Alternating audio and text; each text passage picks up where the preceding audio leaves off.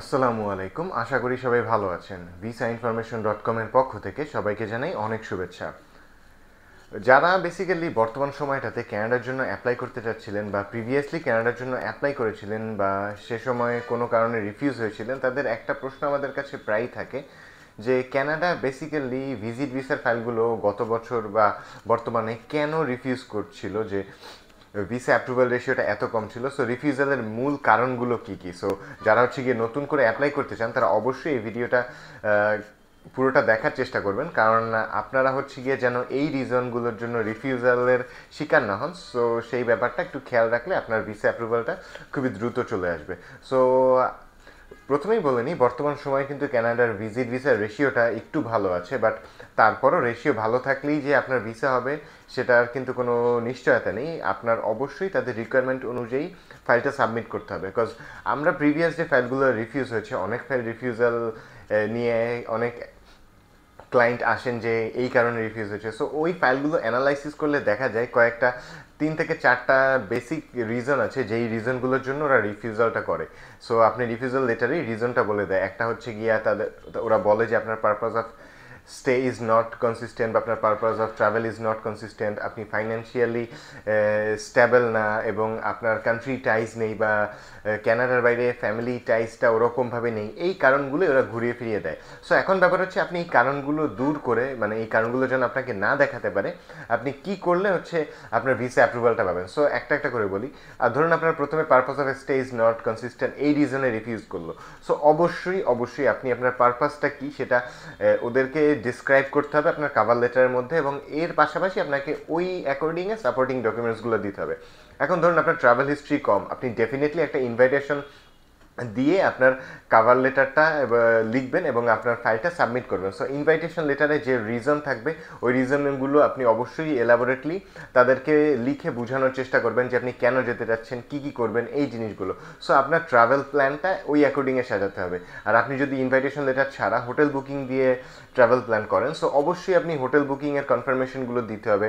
আপনার হোটেলের আশেপাশে যে প্লেসেসগুলো আছে এই জিনিসগুলো খুবই গুছিয়ে সুন্দর করে একটা ট্রাভেল প্ল্যান করে দিতে হবে, যেন ওই ট্রাভেল প্ল্যানটা দেখা মাত্র ভিসা অফিসার যিনি চেক করবেন আপনার ফাইলটা, সে যেন বুঝতে পারে যে না, সে অ্যাকচুয়ালি আমাদের দেশে ট্রাভেল করতে আসছে এবং সে এটা ফুলফিল করার পর সে দেশে ব্যাক করবে। এখন আপনি যদি আপনার মন মতো একটা ট্রাভেল প্ল্যান দিয়ে দেন, ওটা দেখার সাথে সাথেই সে যদি বুঝে যে এটা একটা ফেক, অর্থাৎ জাস্ট জেনারিক্যালি হচ্ছে গিয়ে ওই ট্রাভেল প্ল্যানটা ক্রিয়েট করা, তাহলে কিন্তু আপনাকে ভিসা দিবে না। সো আপনার ভিসা নিশ্চিত করতে হলে অবশ্যই একটু এফোর্ট দিতে হবে আপনার ট্রাভেল প্ল্যানের উপর। দেন দেখা গেল আপনি আপনার ফ্যামিলি ইনফরমেশনগুলো ওভাবে শেয়ার করলেন না বা আপনার কান্ট্রি রিলেটেড কোনো ডকুমেন্টস প্রোভাইড করলেন না, তাহলে তো অবশ্যই আপনাকে ভিসা রিফিউজ করে দিবে।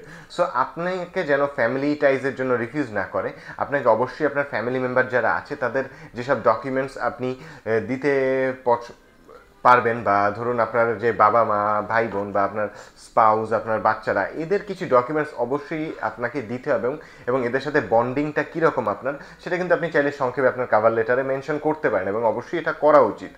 সো আর একটা ব্যাপার, ওরা বলে যে আপনি ফাইন্যান্সিয়ালি আনস্টেবল, এখন অবশ্যই আপনাকে রিসেন্ট ব্যাঙ্ক স্টেটমেন্ট দিতে হবে, এবং সেই ব্যাঙ্ক স্টেটমেন্ট যথেষ্ট পরিমাণ একটা অ্যামাউন্ট থাকতে হবে, যেই অ্যামাউন্টটা দিয়ে আপনি ওদের দেশে ঘুরে আবার নিজের দেশে ব্যাক করতে পারেন, এবং তারপরেও যেন অ্যাকাউন্টে একটা সাফিসিয়েন্ট অ্যামাউন্ট থাকে। ইটস নট লাইক আপনি 10 লাখ টাকা গিয়ে খরচ করবেন, 10 লাখ টাকাই ব্যাংকে আছে, তাহলে কিন্তু আপনার ভিসাটা হবে না।